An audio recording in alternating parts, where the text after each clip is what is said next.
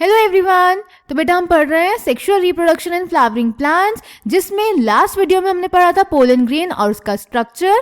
और बेटा आज की वीडियो में हम पढ़ेंगे कि पोलन ग्रेन से एलर्जी कैसे होती है, उसके प्रोडक्ट्स क्या हैं और पोलन वायबिलिटी क्या होती है। ठीक है, तो स्टार्ट करते हैं हम पोलन एलर्जी से, यानी पोलन डिसएडवांटेजेस से। तो बेटा जो पोलन ग्रेन होता है, पोलन ग्रेन एक एलर्जन है, यानी ये एक ऐसा सब्सटेंस है जो एलर्जीज कॉज करता है, जैसे ब्रोंकायल इन्फेक्शंस। अभी आप 12th क्लास में एक चैप्टर पढ़ेंगे ह्यूमन हेल्थ एंड डिजीजेस, जिसमें आप एलर्जी के बारे में पढ़ेंगे। आप देखेंगे कि एलर्जी कॉज करने वाले सब्सटेंसेस को हम एलर्जन बोलते हैं, जिसमें आप एक एग्जांपल पोलन ग्रेन का भी देखेंगे। ठीक है, तो पोलन ग्रेन्स एलर्जीज कॉज करते हैं, जैसे ब्रोंकायल इन्फेक्शंस। ये क्रॉनिक रेस्पिरेटरी डिसऑर्डर्स भी कॉज करते हैं, लाइक एजमा एंड ब्रोंकाइटिस। ठीक है, अब कुछ इन्वेजिव स्पीशीज हैं बेटा जिनके पोलन्स भी एलर्जी कॉज करते हैं, जैसे पार्थीनियम, जिसका कॉमन नेम है कैरेट ग्रास। पार्थीनियम बेटा हमारी कंट्री में इंपोर्टेड वीट के साथ एज कंटामिनेंट आई थी, और फिर ये यूबिक्विटस हो गई अपने लोकेशन में, अपनी प्रेजेंस में, यानी पार्थीनियम हर जगह पाई जाने लगी। पर इसके जो पोलन्स थे वो एलर्जी कॉज करते हैं। क्लियर? देन पोलन प्रोडक्ट्स की अगर हम बात करें तो पोलन्स बेटा न्यूट्रिएंट्स में हाईली रिच होते हैं, इनमें बहुत ज्यादा न्यूट्रिएंट्स प्रेजेंट होते हैं।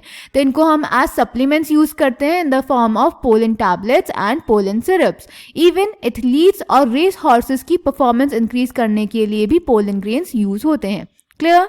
इसको एनसीईआरटी से देख लेते हैं।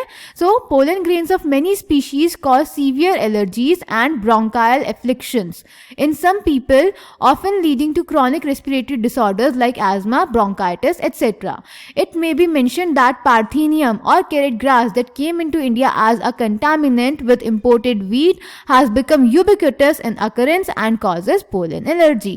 तो यही सब मैंने यहाँ पे लिखा हुआ है। Okay, then उसके बाद pollen products. Pollen grains are rich in nutrients. It has become a fashion in recent years to use pollen tablets as food supplements. In Western countries, a large number of pollen products in the form of tablets and syrups are available in the market. Food supplements की तौर पे। ठीक है?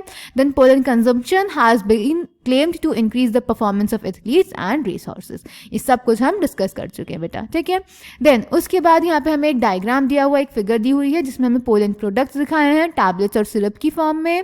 Okay, then चलते हैं बेटा pollen viability की तरफ। पोलन वायबिलिटी क्या होती है? ये वो टाइम पीरियड है जिसमें पोलन ग्रेन के पास एबिलिटी होती है जर्मिनेट करने की स्टिग्मा पे लैंड करने के बाद।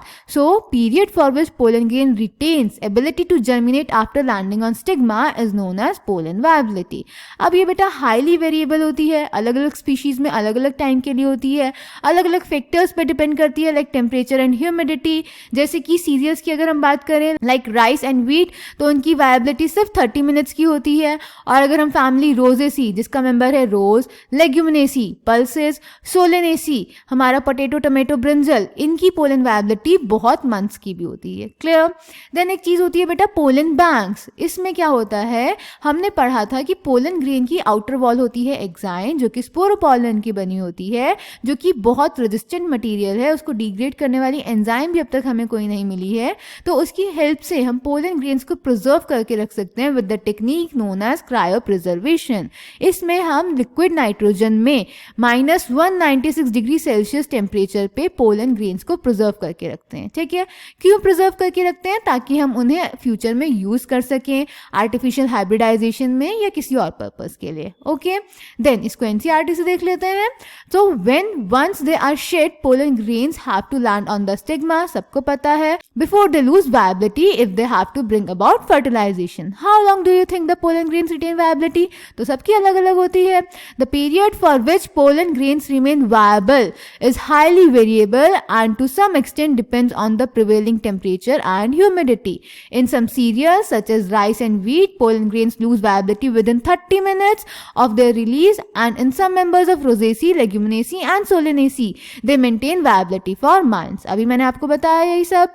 You may have heard of storing semen sperms of many animals including humans for artificial insemination. It is possible to store pollen grains of a large number of species for years in liquid nitrogen, that is at minus 196 degrees Celsius. Such stored pollen can be used as pollen banks similar to seed banks in crop breeding programs. Clear? तो pollen banks में जो हम pollens को preserve करते हैं उनको हम artificial hybridization में use कर सकते हैं. ओके तो आई होप बेटा आपको यहाँ तक ये टॉपिक ये चैप्टर समझ में आया हो. अगर किसी को कोई भी डाउट हो तो आप पूछ सकते हैं कमेंट सेक्शन में. क्लियर? नेक्स्ट वीडियो में बेटा पढ़ेंगे हम फॉर्मेशन ऑफ मेल गैमीट की मेल गैमीट बन कैसे रहा है. Okay thank you.